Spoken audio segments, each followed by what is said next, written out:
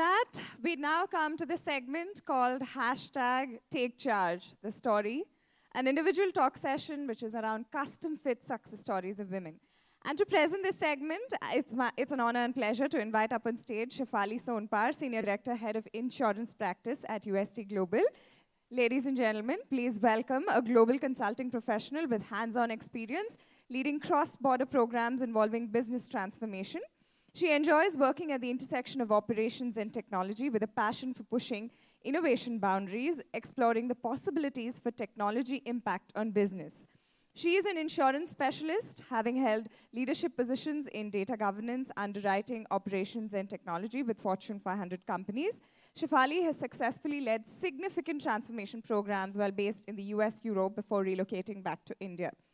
At a personal level, she harbors a deep passion for nurturing talent, and she has received global recognition for her efforts towards inclusion and diversity as a hands-on practitioner. She is currently positioned as the Senior Director, Head of Insurance Practice with UST Global, and she's based out of Bangalore. Please put your hands together. The stage is all yours.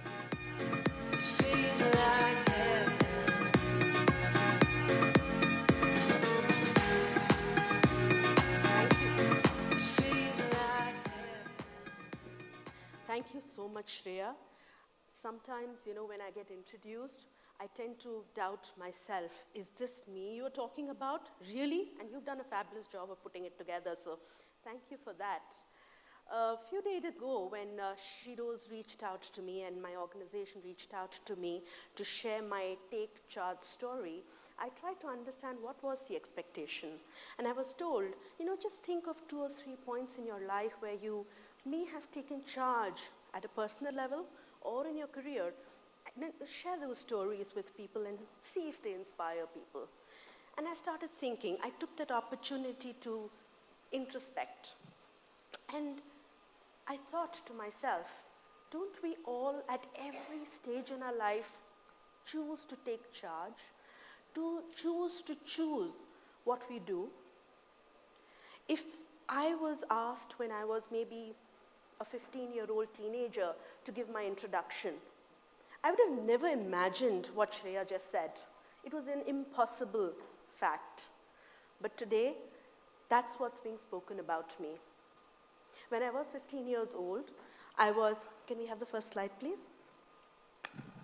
When I was 15 years old, I was highly introverted, academically average, and a person who hated mathematics. During my 10th standard, my parents were actually called in during the pre-board session and said, this girl is going to fail. Mathematics, not happening, right? And I told myself, this is the last time I'm going to study mathematics. 10th exam, that's it. So those 2 months that you get the pre-board exam holidays to study, I worked very hard. And every time I looked at the mathematics, equation, I said, this is the last time I'm looking at this, so might as well do a good job at it. I still remember sitting in front of the board exam, sitting there and saying, last time. As you can imagine, I topped my class. Unfortunately, maths never left me after that. But one of the deep lessons I did take away from that is hard work pays, right? Internal drive and hard work will lead me to success even if I don't like it. This is a lesson I carry even till today. I've continued my journey through consistently working towards anything that came my way through deep hard work, and hopefully as I go through my journey, you will see that and hopefully agree that I did work hard. Moving ahead, after my graduation, I got my first job. The feeling of financial independence was exhilarating. The first time I have your own money. We all come from middle-class families, maybe even lower middle-class families. I never got pocket money. So the first time I got my salary, it was just revolutionary. I loved it. I was very good at my job. I joined a media house into advertising sales. I was very good at my jobs. My numbers and my results were very good. The ad sales from my portfolio that I was managing was going very, very well. But somehow, at the back of my mind, I knew that I had friends and colleagues who, in my perception, were doing better than me. Better financially, because they were maybe, I think, getting more salary, and definitely getting promoted, where I may not have been. And in my view, I deserved it because I was getting the numbers and I was getting the results, right? Very quickly, I learned another lesson. Next slide, please.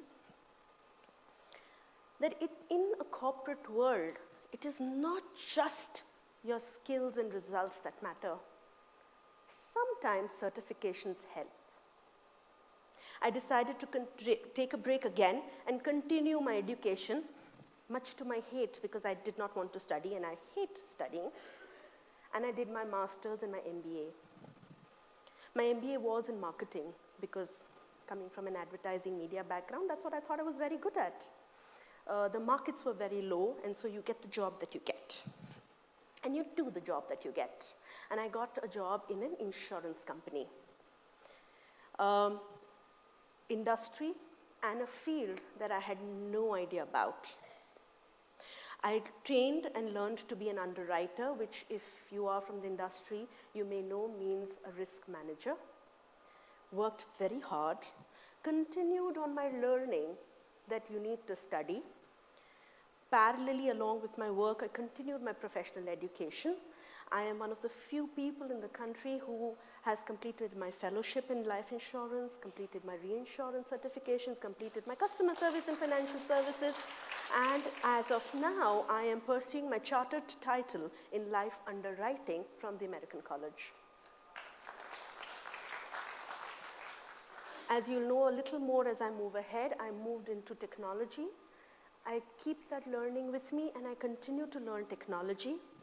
I'm a Java programmer, I'm a certified R programmer and a business analytics professional, and as I speak to you today, I continue learning the new technologies that are coming in. And what is important, why I'm saying all this, is I'm trying to stay relevant so that I can do the job that I have well, right? Parallelly, on the other side of my life, I fell in love. This was with my college sweetheart from my MBA. We got married and life went on. But soon after marriage, we had some hard decisions to be taken. I got a job in a much admired consulting profile. The consulting profile required intensive traveling and also long-term assignments abroad. Me and my husband sat together and we decided that at this point in our life, it may be wise to put our careers and personal ambitions in front and take up that role. My husband went the entrepreneurial road and I took up the consulting profile. Next slide, please. 6 months after my marriage, I relocated to US. About 7 or maybe 8 years of a whirlwind traveling across the globe, doing some of the best assignments that I can think of due to the opportunity of being in a consulting profile, living in some of the best cities in the world. These are experiences that I would have never been able to match had I stayed back. The perks of this kind of role also meant that when I came to India maybe once or twice, the little time I had in India with my family, we all cherished. And when my husband chose to come to me in the various locations we had some of the best vacations, which even today we cherish, right? Life went on, and as you know, things happen, and life has a way of throwing a curveball.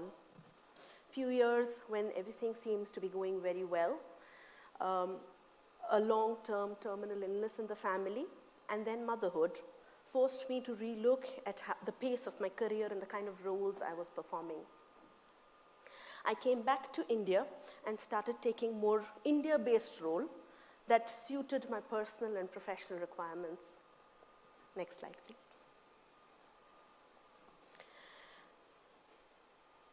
As I went through that journey, I did lean on a lot of people to help me through them, right? Both at a professional and a personal capacity. I'm reminded of a story, again, very early in my career, where as an underwriter, one of the roles of an underwriter is you get proposals for insurance, and you are supposed to either accept them or not accept them, or if you accept them, if they're not as per the company guidelines, there are certain endorsements that you need to do, and then accept them. And I got a very high-profile proposal from a very known politician, even he's there even today, and a seasoned actor. And when I saw the proposal, it was clearly written by somebody else, signed by somebody else, and there were adequate misrepresentations that an average person would know. I declined the policy, right? As you can imagine what happened next, I get calls from multiple senior members in the organization asking me to change my decision because an underwriter's decision is final in an insurance company. All the way from the CMO to the COO, I got calls on my desk phone saying, Shefali, this is not acceptable. Do you know this is XYZ? You need to accept this case. I said, listen, it is absolutely against the company rules. Make these changes and I will happily do it. And this is very early in my career, like 4-5 years into my career. I took the case up to my manager, the chief underwriter, and told him, listen, this is what's happening, and I'm being pressurized to accept this case. And that time, he stood back behind me. He backed my decision and said, absolutely, Shefali, this case needs to be declined. And what you're asking for, the changes are what need to be done. These are the kind of leaders and managers that helped me understand that while something needs to be done in an organization, you do need that support to stand by that decision, right? And these are the kind of leaders even today I am in connect with and continue to be my support at different stages of my career if I need any guidance.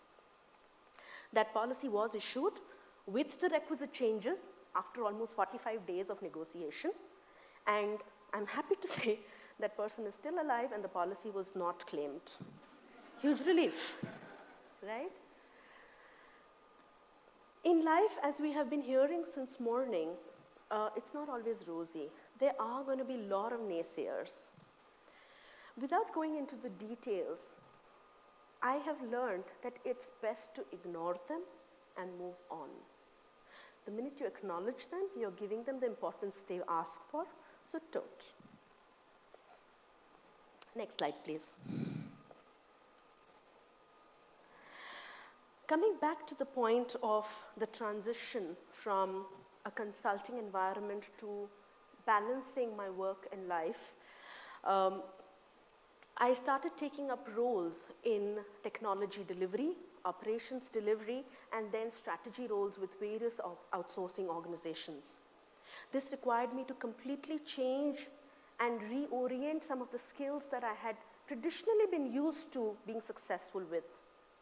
I lean back on my early years of learning, of continued education and upskilling myself to be able to deal with and lead the technology teams that reported into me.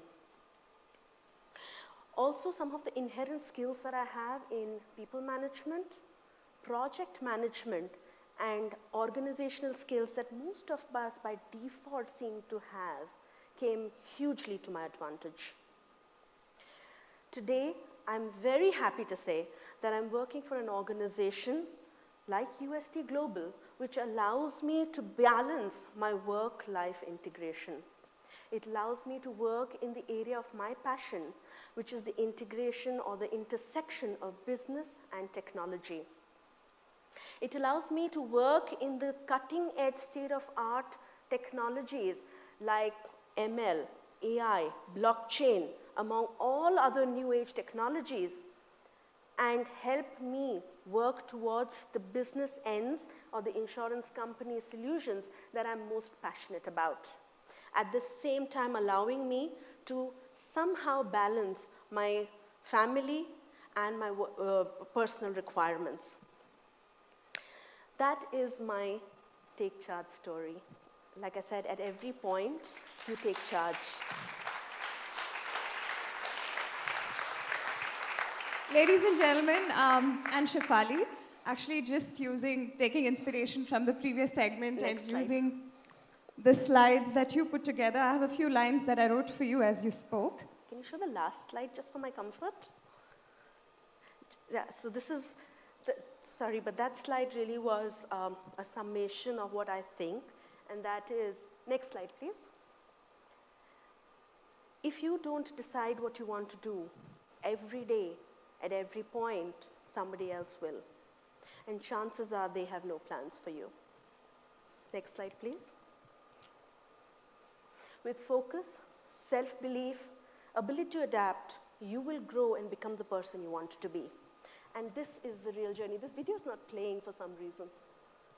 Can we see if the video can be played, please?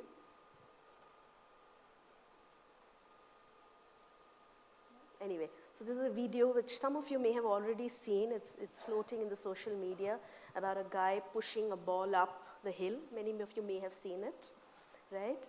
And just as he goes up, the ball falls, and then he takes it up, and as he goes up, his muscles grow, he becomes stronger. And just as he reaches a certain cliff, there's another challenge coming. So that's the video. If it plays, that'll be great. Otherwise, you can see it some other time. Yes, Shreya, thank you so much for this opportunity, and over to you. Amazing to have had you here and share with us your story. So I took the liberty to write a few lines, taking a leaf from Pooja's notebook. She's not afraid to be more. She's not deterred by failure. She refuses to give in. She doesn't understand what impossible means. She works hard and sweats it out. Her internal drive leads her on. She's on a path to make sure it pays off. She decided to stop competing with the world and began competition with herself. She took her chances with no time for regret. She garnered support around her and ignored the noise of disdain that surrounded her. She knew she had to transition and close old chapters to begin new ones. She's Shefali Sonpar, and she's the one who took charge. So thank you so much. that was written with words from your presentation.